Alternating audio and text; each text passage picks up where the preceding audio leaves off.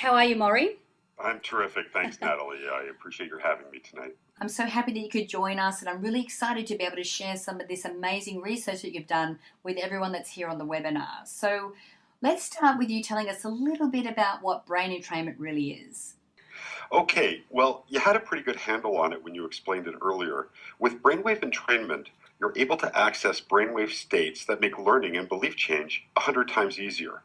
How brainwave entrainment works, basically, is that it takes advantage of a natural process in your brain called the frequency following response.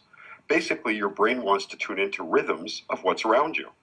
This is why listening to pop music with a good beat is a lot more enjoyable than, say, random jackhammer noise without any steady structure. Now, with brainwave entrainment, we take the same concept of following the frequency of what your brain naturally does, and we use it to sync it into states that make learning and personal change so much easier and more powerful.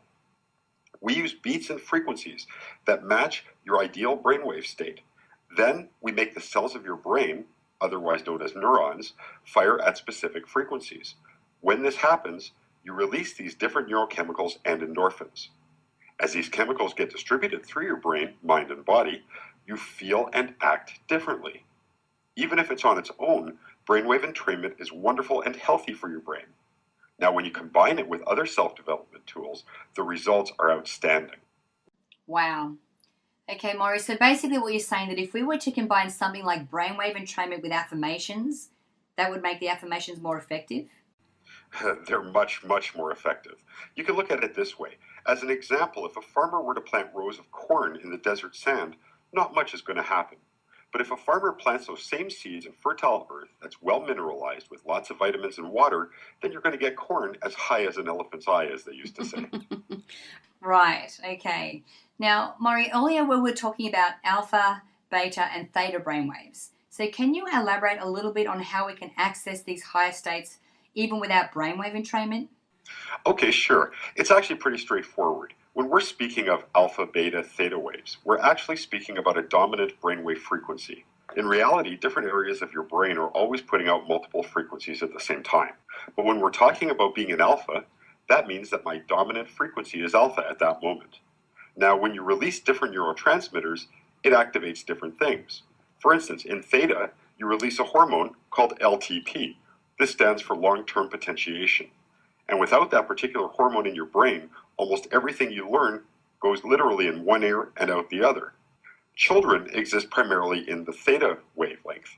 That's why they learn more easily than adults, because they're always producing this hormone. Things go into their head and are imprinted there and come back when they need it.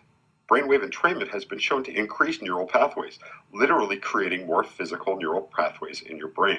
So to say it more simply, it's similar to a roadmap with express highways. As an example, if you have trouble figuring out things like directions or math, chances are that in your brain there's a long, complicated neural pathway for the right information to get to your conscious mind.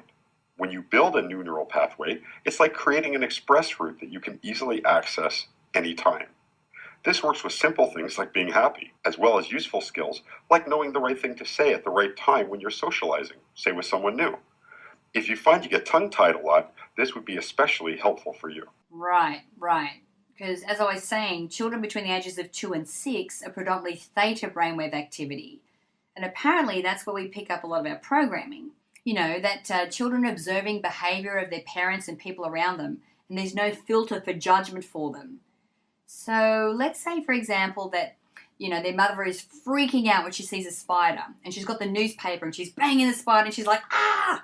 And the child looks at the mother and goes, okay, note to self, that's how I act when I see a spider. They pick up that programming, and through repetition, it becomes a behavior. Is that how it works? That's exactly how it works. Right. It's the same process anytime you see a kid running. They fall, and the first thing they do is look up at mommy. If mommy's laughing, the kid gets up and laughs. If mommy's freaking out, oh my God, honey, what's wrong with you? Are you okay? You okay? Then the Yeah. kid always starts crying. Right. Now, the nice thing about using entrainment is that when we incorporate it with other modalities, say like affirmations, subliminal audios, you can give yourself that same experience that a 3 to 7-year-old might have. You can do that now. as an adult at any age, because the entrainment will actually bring your brain into that exact same state that a child has and allow you to change your programming. It's kind of like a hypnotic induction, but on a very, very deep level. Much deeper than any hypnosis, actually. It takes any skill you want to learn and makes it much more sharp and makes any type of personal change that much easier.